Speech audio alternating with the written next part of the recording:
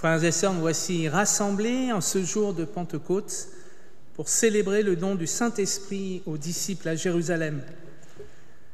La parole du prophète Ézéchiel s'accomplit. Je vous donnerai un cœur nouveau, je placerai en vous un esprit nouveau. Je vous invite à la prière.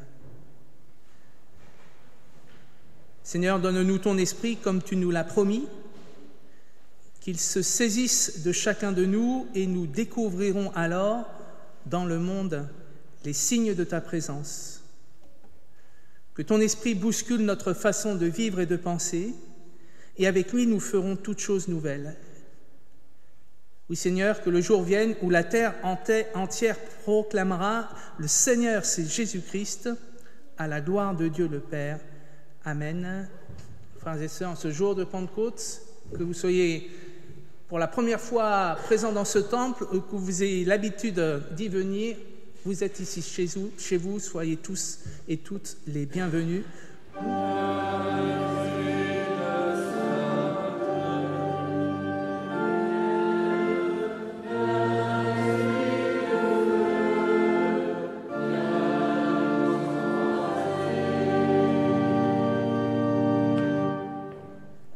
Dieu, notre Père, c'est de toi que vient toute vie. Tu es présent dans chaque créature, tu es caché et présent comme la vie au fond de chaque être. Dieu, notre Père, si tu te retires, nous périssons. Si tu retires ton esprit, nous ne sommes plus que des cymbales retentissantes et des coques vides. Si tu te retires, notre vie n'est plus qu'une somme de devoirs, et ça, ce n'est plus vivre. Mais si tu renouvelles ton amour, nous pouvons aimer à nouveau. Si tu envoies ton esprit, nous pouvons te reconnaître en tous nos frères et nos sœurs. Si par le Christ tu es vivant en nous, nous sommes vivants en toi. Que l'Éternel se réjouisse de ses œuvres. Je me réjouirai dans le Seigneur.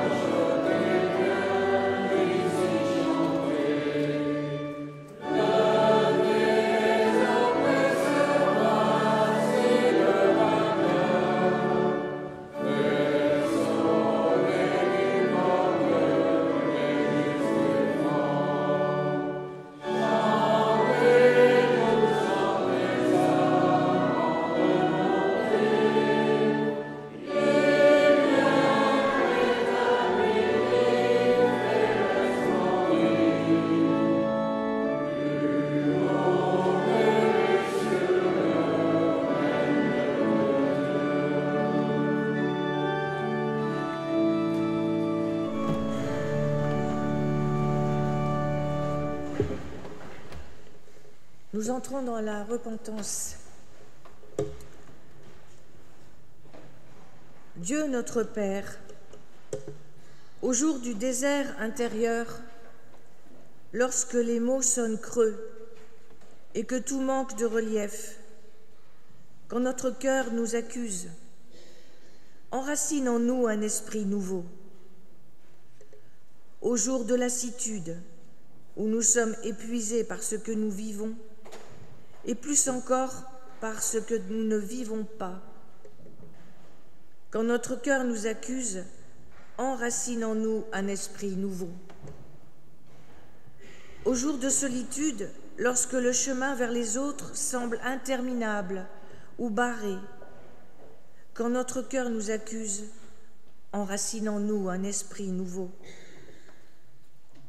Au jour de maladie, lorsque notre corps se dérobe et que nous demandons pourquoi, quand notre cœur nous accuse, enracine en nous un esprit nouveau. Au jour de déchirement, lorsque les eaux troubles de la culpabilité font des vagues en nous, quand notre cœur nous accuse, enracine en nous un esprit nouveau. Au jour de désespérance, lorsque doutant de toi et de nous-mêmes, nous retrouvons nos vieilles ornières, quand notre cœur nous accuse, enracine en nous un esprit nouveau. Dieu plus grand que nous, notre cœur, emmène-nous sur les ailes de ta tendresse. Il est temps de respirer plus large, au rythme de ton esprit.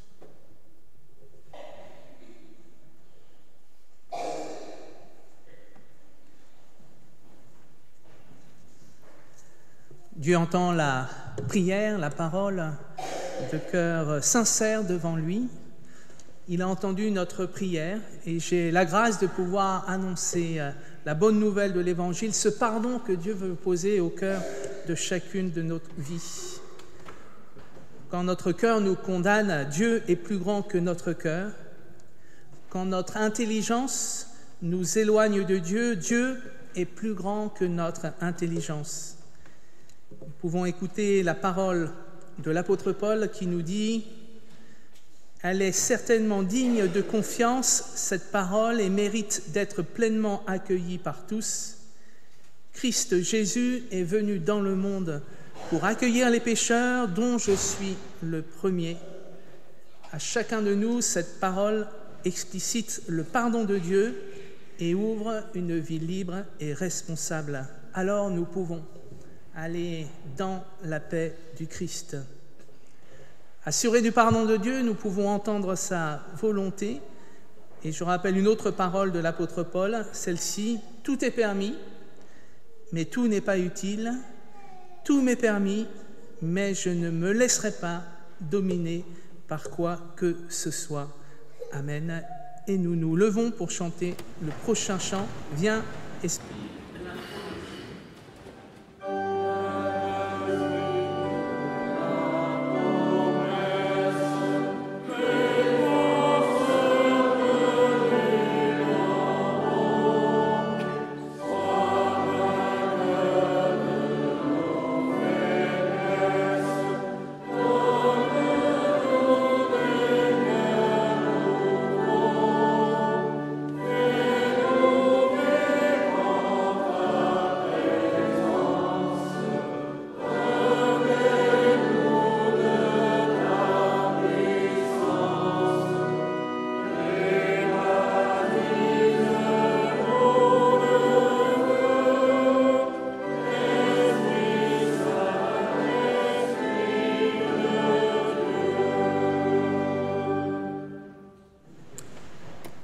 Nous avons la grâce ce matin d'accueillir au baptême Valentin Meyer, ici présent, avec ses parents. Nous souhaitons une bienvenue toute particulière, Valentin, ainsi qu'à tes parents, ta famille, peut-être tes amis présents.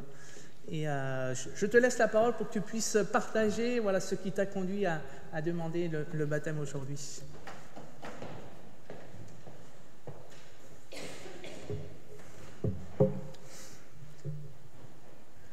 Je crois que nous avons tous un grand questionnement au fond de nous qui intimement règle nos buts, nos humeurs, nos doutes. Il est là depuis l'enfance et parfois il peut perdurer sans jamais voir sa résolution approcher. Pour ma part, ce questionnement, c'est celui de la morale, de l'éthique, du bien et du mal, du fondement de toute idée, de toute pensée, de toute décision. C'est pour certains la tâche de la philosophie, on pourrait dire, mais pour moi, le fait même qu'on puisse trouver une explication et une vérité humaine en la matière m'a toujours paru douteux, voire profondément vain.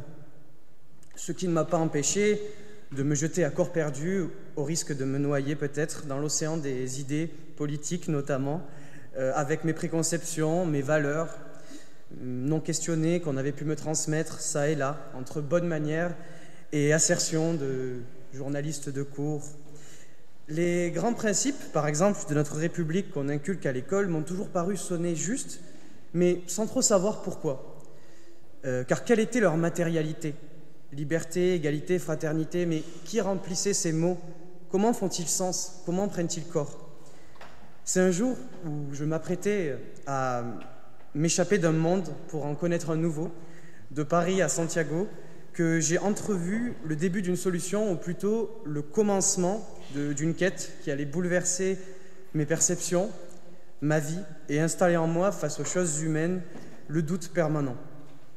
Un moment où m'a été livrée la seule vérité sur laquelle je pensais pouvoir enfin installer ma maison, sur des pilotis en forme de croix.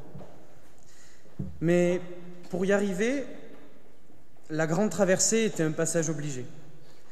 La Bible serait ma barque, Jacques Ellul mon capitaine, et Jésus notre étoile, notre croix du Sud. Certaines personnes n'arrivent pas à comprendre notre évidence protestante, qui, pour elles, est un paradoxe. Ne parviennent pas à saisir comment la foi, loin d'être un carcan, un sectarisme, une cage intellectuelle, se trouve être la clé ultime de la libération entendue sous toutes ses formes. Avec la lecture de Ellul, puis celle de l'Évangile, évidemment, tout m'est devenu relatif, sauf Dieu. La résurrection de Jésus est le commencement d'une nouvelle vie pour tous. Chasser les marchands du temple, briser les préjugés fossiles, ridiculiser le pouvoir inique. Rendez donc à César ce qui est à César et à Dieu ce qui est à Dieu, énonciation fabuleuse que je me remémore souvent. Les possessions matérielles ne sont plus rien, la quête de richesse devient une bassesse. Payer l'impôt, ce n'est rien, c'est de la monnaie qui n'a de valeur qu'aux yeux des hommes. Payer l'impôt par indifférence à l'égard de ce pouvoir temporel, c'est un mépris bien plus grand pour César que de ne pas le payer. C'est avec cette prise de conscience que Dieu devient notre seul souverain et son message, seule vérité absolue. Face au cynisme, face au bas mobile de gloire personnelle, face à la complaisance, à la tromperie, face aux semeurs de haine, nous opposons, nous, chrétiens, notre indifférence active. J'entends par là le mépris face à ces basses motivations. Indifférence car nous savons que ces discours ne valent rien, et active car nous y opposons activement la grandeur et la beauté du seul message qui compte, qui nous a été transmis par notre Seigneur Jésus-Christ, ce qui est à Dieu et qui ne sera jamais à César. Un message d'amitié, de tolérance, de justice, de pardon. Un message d'amour, un souffle de vie. Là, les mots liberté, égalité, fraternité, qui avaient longtemps souffert de leur vacuité, reprennent ainsi sens.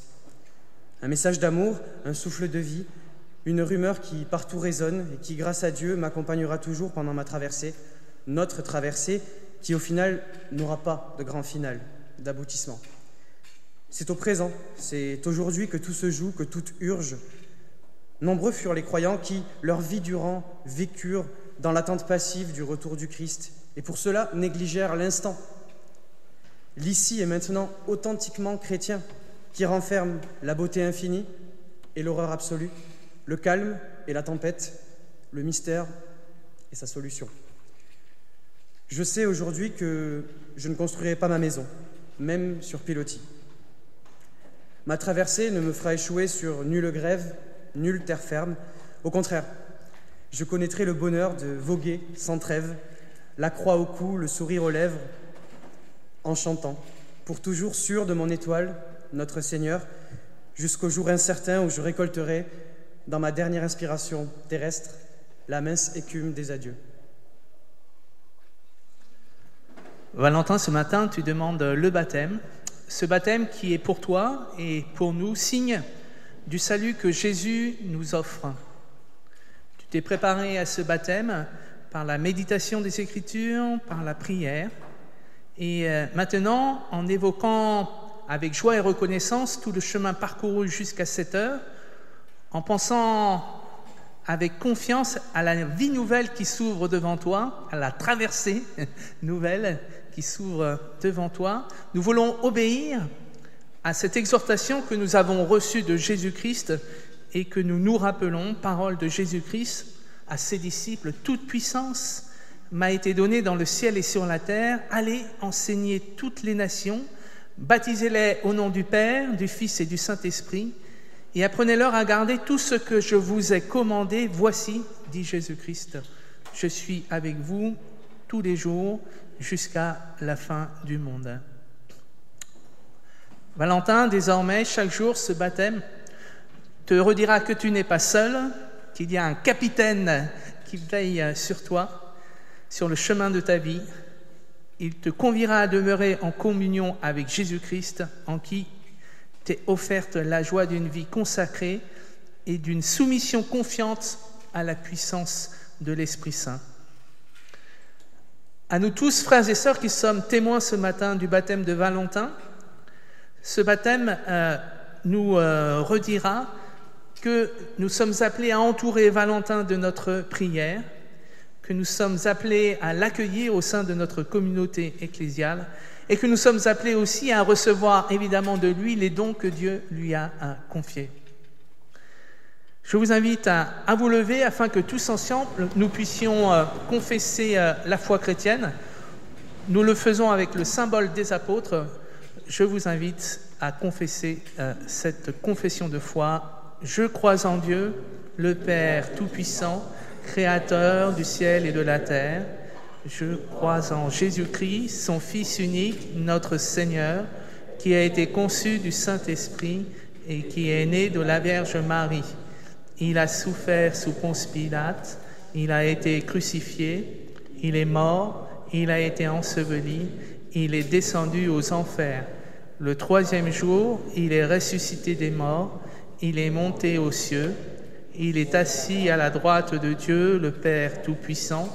Il viendra de là juger les vivants et les morts.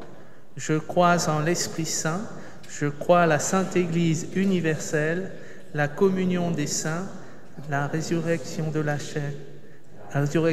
chair et la vie éternelle. Amen. Vous pouvez vous rasseoir.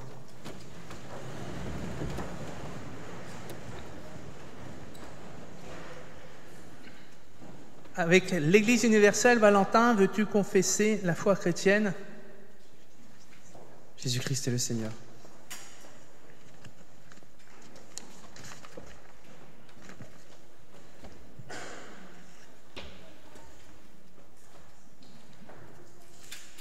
Valentin, je te baptise au nom du Père, du Fils et du Saint-Esprit.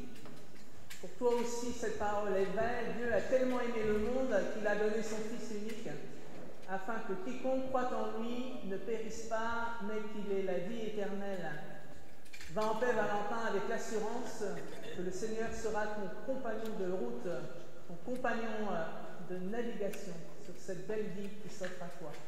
Amen.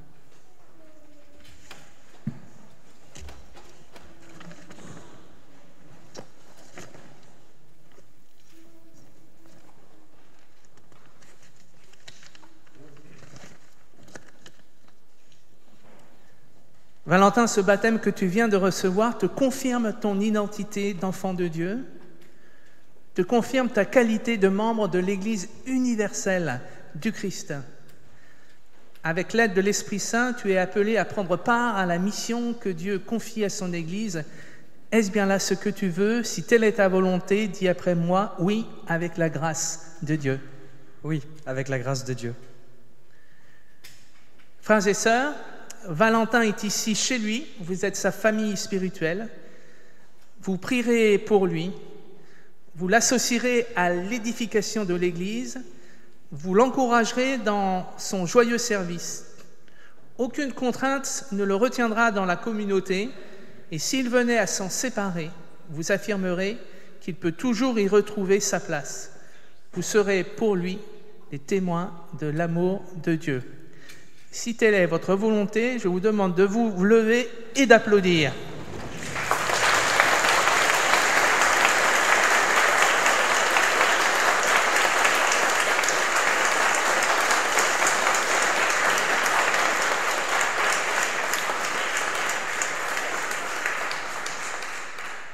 restant debout, je vous invite à la prière.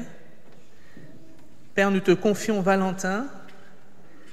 Merci pour la foi qu'il anime. Merci pour le baptême qu'il reçoit ce matin. Merci parce que ce baptême nous édifie. Souffle ton esprit, Seigneur, afin qu'il puisse témoigner en parole et en acte de la bonne nouvelle qu'il a reçue comme il vient de le faire. Donne-lui ta paix, ta joie et ton amour. Amen. Vous pouvez vous rasseoir. En souvenir de ce baptême, je te donne un petit cadeau au nom de l'Église, qui est 365 prières, une prière pour chaque jour. Voilà. Tu peux te rasseoir.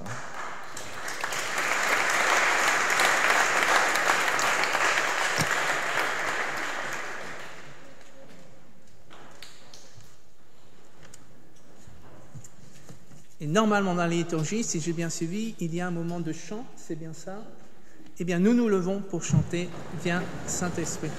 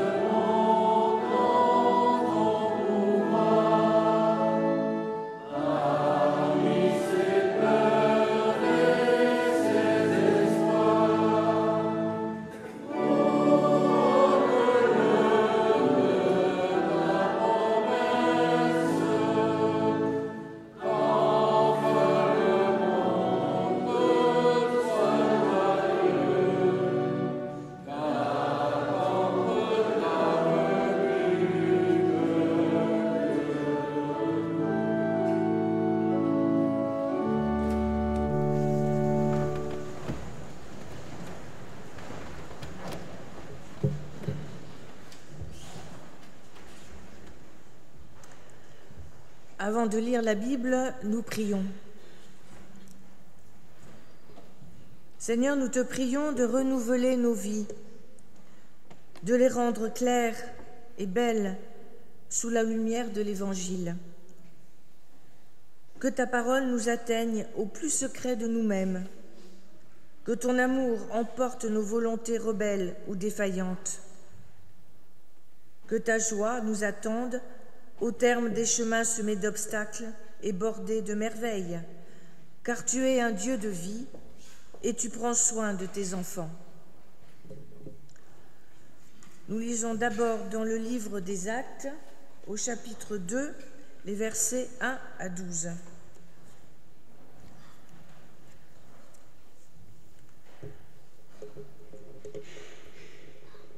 Quand le jour de la Pentecôte arriva, ils se trouvaient réunis tous ensemble. Tout à coup, il y eut un bruit qui venait du ciel, comme celui d'un violent coup de vent. La maison où ils se tenaient en fut toute remplie.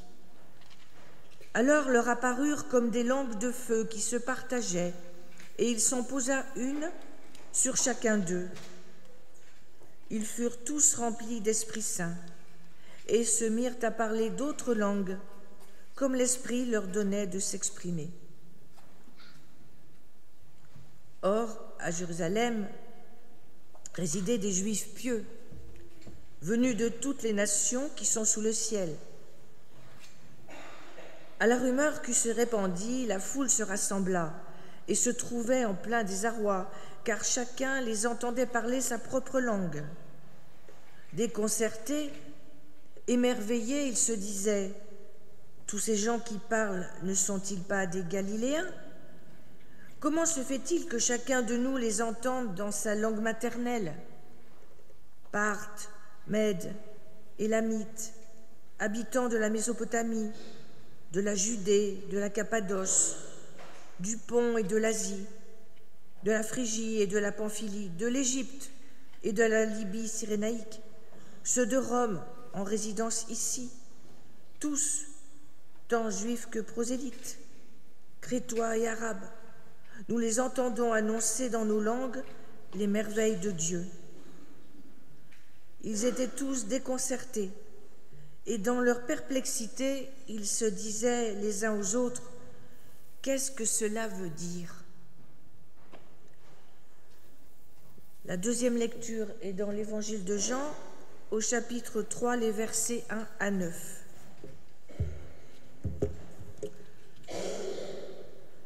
Or, il y avait parmi les pharisiens un homme du nom de Nicodème, un des notables juifs.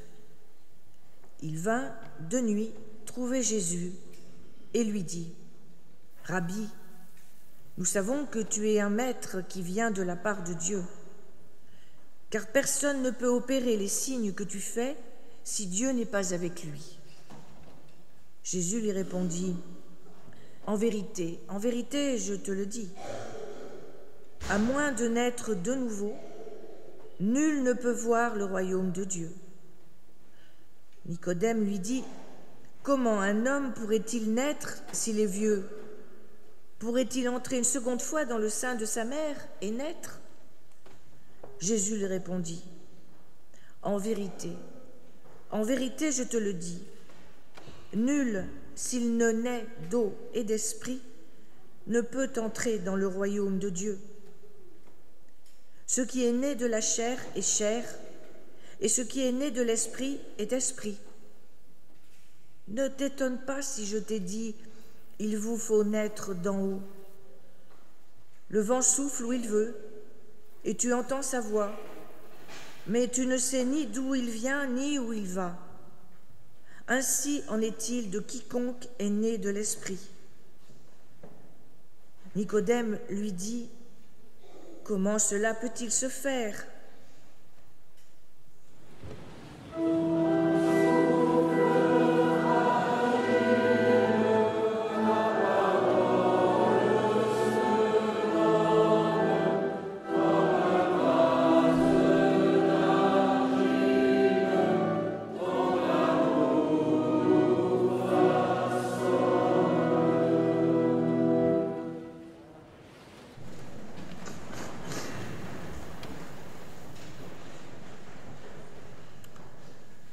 Seigneur, ta parole est la vérité, sanctifie-nous par cette vérité.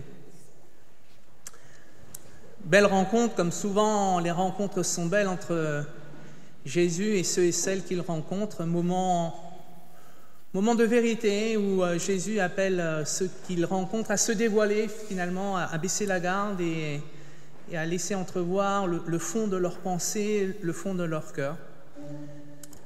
Bien souvent dans les évangiles, on présente les pharisiens comme des gens cherchant à piéger Jésus, mais vous l'avez entendu, cette fois-ci, non, Nicodème, maître de la loi, vient rencontrer Jésus de nuit, parce que d'habitude, les joutes théologiques, les joutes bibliques, les joutes philosophiques ont lieu de nuit. Ce n'est pas pour se cacher, c'est parce que c'était le temps de la joute, le temps de la nuit, et parce que la nuit laissait la possibilité de jouter pendant des heures. Ce jour-là, je le crois, Nicodème vient vraiment pour entendre une parole de vérité de la part de celui qu'il considère comme un maître de la loi. Nous reconnaissons, parole de Nicodème, nous reconnaissons que tu es un maître de la loi parce que ce que tu fais, nul autre ne peut le faire si Dieu n'est pas avec lui. Belle confession de foi de la part de Nicodème. Dieu est avec Jésus. Mais vous l'avez entendu, peut-être que le narrateur, l'évangéliste Jean, raccourcit un peu l'entrevue. Jésus va droit au but et met mal à l'aise Nicodème, le pousse dans ses retranchements avec deux aphorismes. Nul ne peut entrer dans le royaume des cieux s'il ne naît d'eau et d'esprit. Nul ne peut entrer dans le royaume des cieux s'il ne naît de nouveau. Mais une autre traduction est possible que je préfère cette fois-ci ce matin, s'il ne naît d'en haut, anothène en grec qui peut signifier naître de nouveau ou naître d'en haut. Et la ligne directrice de ma prédication ce matin est celle-ci, c'est qu'à Pentecôte, nous fêtons ce moment où il est possible pour des individus de naître d'en haut par le souffle de l'Esprit et où il est possible aussi à l'Église naissante, l'Église qui va littéralement naître à Jérusalem ce jour-là, par le don de l'Esprit. Il est possible aussi à l'Église, à Jérusalem ce jour-là, et à l'Église aujourd'hui du Christ, de naître d'en haut, de naître du souffle de l'Esprit Saint. Quiconque ne naît d'eau et d'esprit, quiconque, je le reformule d'une autre manière, mais je pense qu'il s'agit de la même chose, quiconque n'est baptisé d'eau et d'esprit ne peut entrer dans le royaume des cieux, ne peut voir le royaume des cieux. Qu'est-ce que d'être baptisé d'eau? Valentin nous l'a rappelé ce matin. Être baptisé d'eau, c'est demander à Dieu de recevoir le don de la grâce. C'est une confession de foi où l'être humain chemine vers Dieu pour recevoir de lui parole de grâce, parole de paix. Dans ce baptême d'eau, il y a donc tout un cheminement de l'ordre du libre arbitre. Personne n'est obligé de se faire baptiser dans notre société. Personne n'est obligé de se faire baptiser dans le monde. En tout cas, je ne le crois pas. Le baptême est de l'ordre d'un libre arbitre, d'un cheminement personnel. Et il me semble entendre, je le pense, vous avec moi ce matin, que Jésus réaffirme cette nécessité, cet appel à être baptisé. Oui, il est bon encore aujourd'hui dans notre monde, de moins en moins spirituel, de recevoir le baptême d'eau. Il est bon que notre cheminement personnel, il est bon que Valentin ce matin ait reçu, après un cheminement spirituel et singulier, le baptême qui lui signifie que l'Église du Christ le reconnaît comme un frère de foi, que, au-delà que l'Église de Christ, que Dieu l'accueille et le reconnaît comme un frère de foi. Voilà ce dont il s'agit dans le baptême d'eau, un cheminement d'un être humain vers Dieu. Avec le baptême d'en haut, nous sommes exactement dans l'inverse. Le baptême d'en haut, c'est accueillir, accepter que Dieu, lui aussi, est acteur de nos vies d'êtres humains et de nos vies chrétiennes, et que nous avons à recevoir le souffle saint de lui. Naître d'en haut, c'est accueillir, oui, que Dieu nous a fait avec une raison, avec une intelligence qu'il nous faut utiliser pour la gouvernance de son Église et la gouvernance du monde, mais c'est accueillir, accepter aussi que notre intelligence est limitée et que nous avons besoin que le point de vue de Dieu résonne en chacune et chacun d'entre nous. Et pour que le point de vue de Dieu résonne en chacune et chacun d'entre nous, pour que le point de vue de Dieu résonne au cœur de son Église, il faut que l'Esprit Saint souffle d'en haut et il faut que nous ayons le désir de l'accueillir. Les deux sont importants. L'Esprit souffle et que l'Église ait le désir d'accueillir cet esprit. Ce jour-là à Jérusalem, les 12 disciples ont la grâce d'accueillir l'Esprit Saint. L'Esprit descend comme des langues de feu sur eux, mais vous l'avez entendu, certains sont encore dans le doute, certains se posent encore des questions, certains se disent « Comment cela est-il possible ?» On pourrait dire que c'est un doute positif. Comment cela est-il possible de comprendre cela avec notre raison humaine?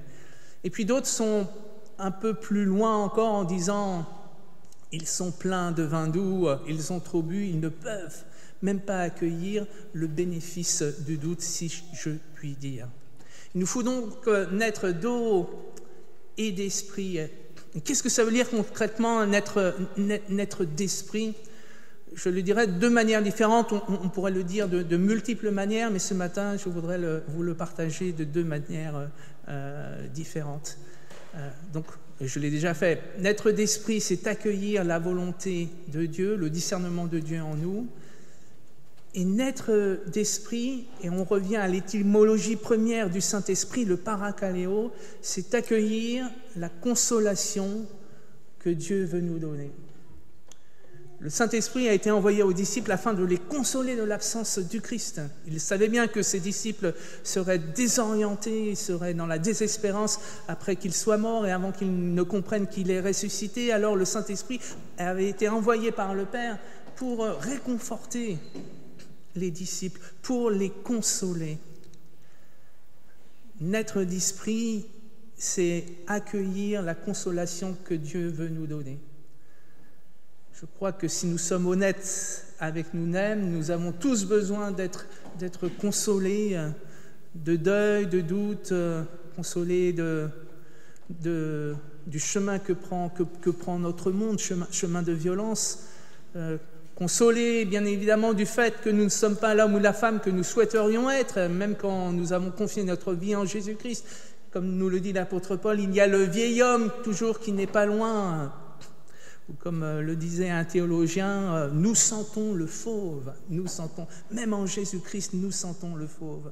Et quand nous fréquentons l'Évangile, peut-être que cela peut nous inciter à être, dans la désespérance. Comment est-il possible, Seigneur, que je continue à être un homme et une femme de peu de foi? Le Saint-Esprit vient nous consoler de cela. Le Saint-Esprit vient nous accorder sa paix qui nous permet d'être en paix avec nous-mêmes, en paix avec Dieu aussi, et en paix, peut-être ce qui est le plus important, en paix les uns avec les autres. Voilà ce que c'est, je le crois, que d'être né de l'Esprit, c'est recevoir la consolation de Dieu. Consolation, cum solare, c'est-à-dire Dieu qui vient nous rejoindre dans notre solare, notre singularité. Et ça, c'est magnifique. Et c'est magnifique pour toi ce matin, Valentin.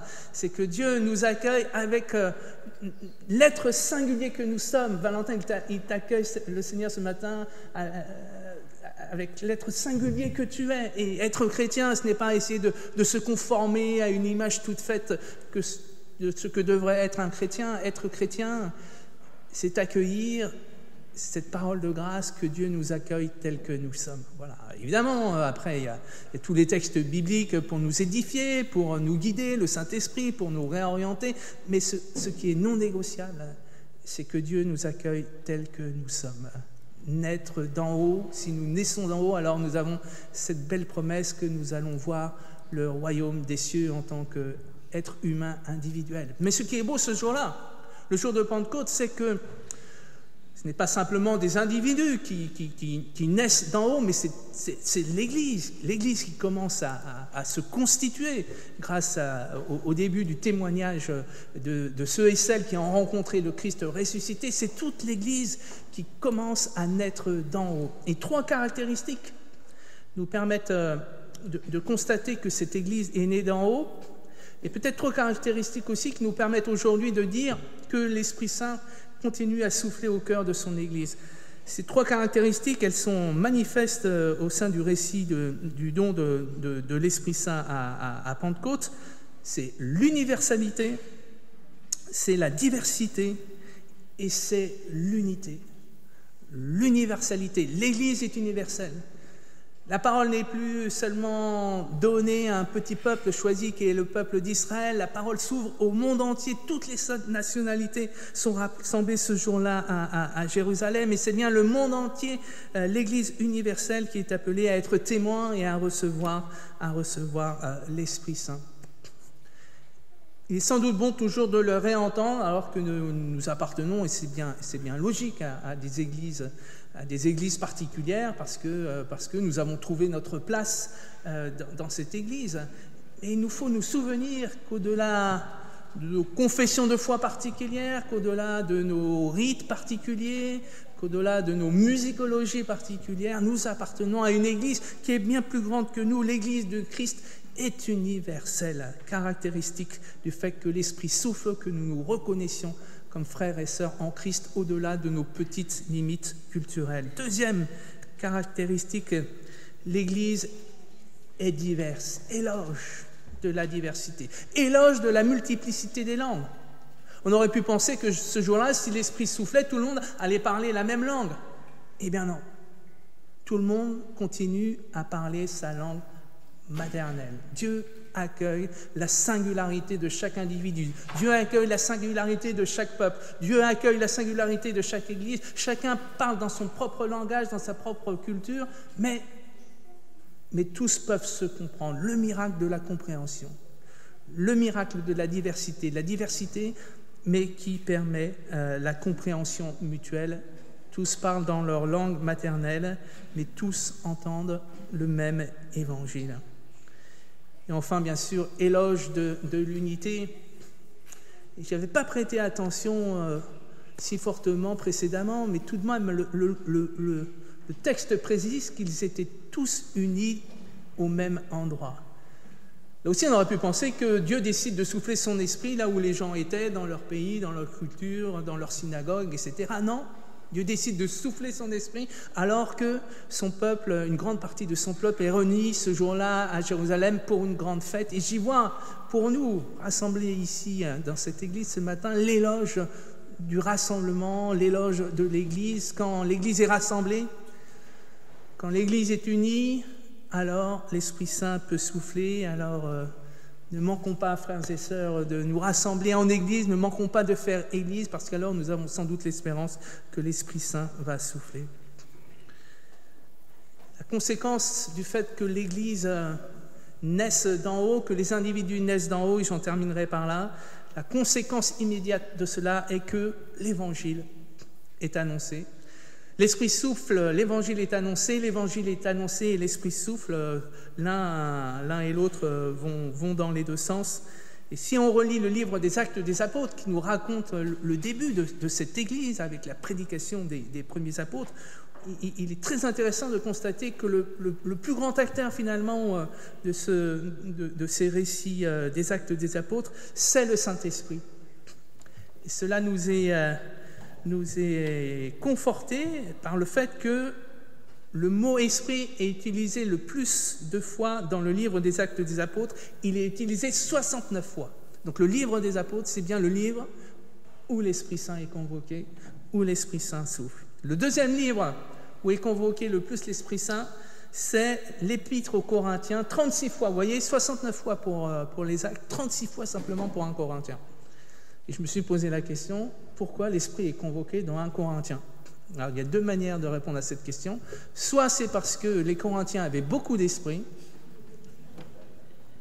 soit c'est parce que les Corinthiens, vous voyez, avaient pas beaucoup d'esprit, en tout cas pas l'esprit que le Christ attendait d'eux. Et quand même, le troisième texte, et ça c'est très beau, parce que texte de l'Ancien Testament, et cela nous confirme aussi que l'Esprit Saint soufflait au début de la création, Père, Fils et Esprit. Troisième livre biblique qui convoque le plus l'Esprit, c'est le prophète Ézéchiel. C'est pas un hasard si j'ai commencé ce culte par une parole d'Ézéchiel. Donc, prophète de l'Ancien Testament. Et là, Ézéchiel cite 26 fois le mot Saint-Esprit. Le propre de l'Esprit est de nous consoler. Le propre de l'Esprit est de faire entendre en nous la volonté le discernement de Dieu. Le propre de l'Esprit Saint est d'envoyer son Église en mission. La semaine dernière, ou il y a 2 semaines, il y avait le Conseil national de notre Église, donc qui se réunit une fois par an et qui a pris des grandes orientations pour l'Église pour les années à venir.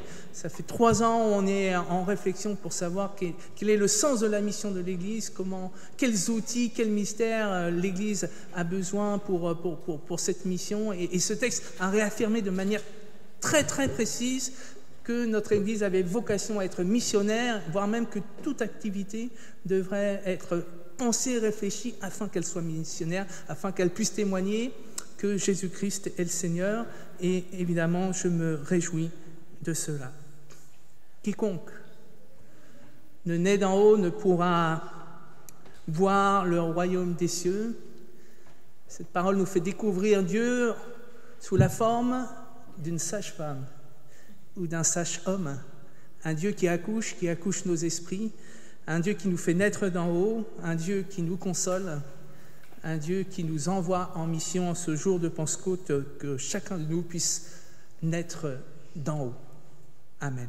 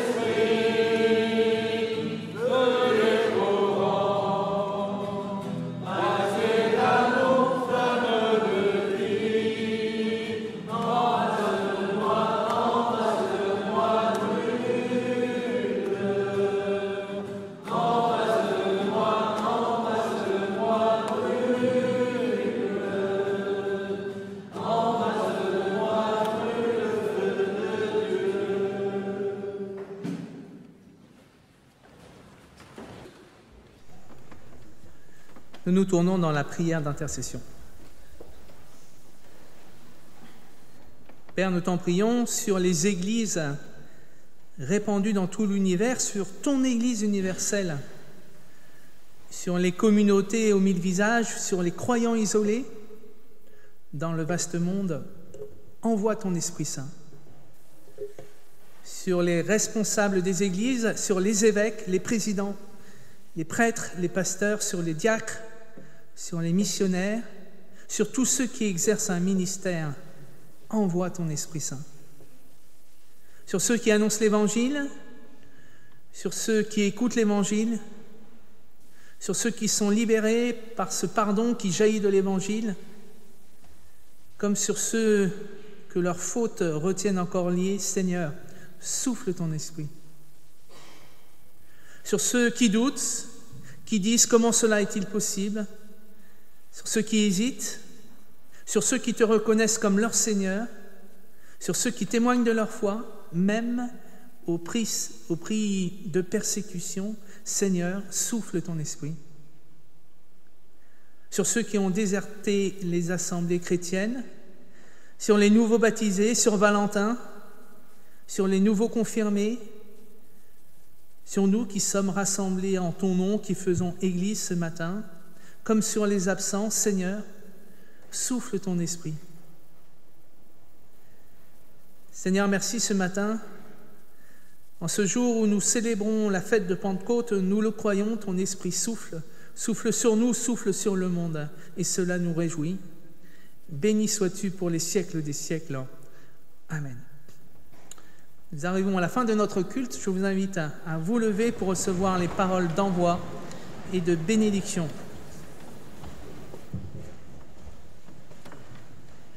Prenez le temps de jouer, c'est le secret d'un cœur d'enfant. Prenez le temps de rire, c'est une gorgée d'eau fraîche. Prenez le temps de donner, c'est du pain pour l'affamé.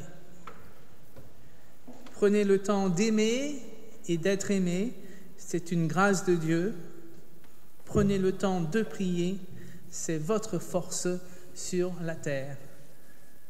Allez avec la grâce qui vous est donnée, allez avec le souffle de l'Esprit qui vous envoie pour témoigner de ce que vous avez entendu, pour partager votre joie et votre paix.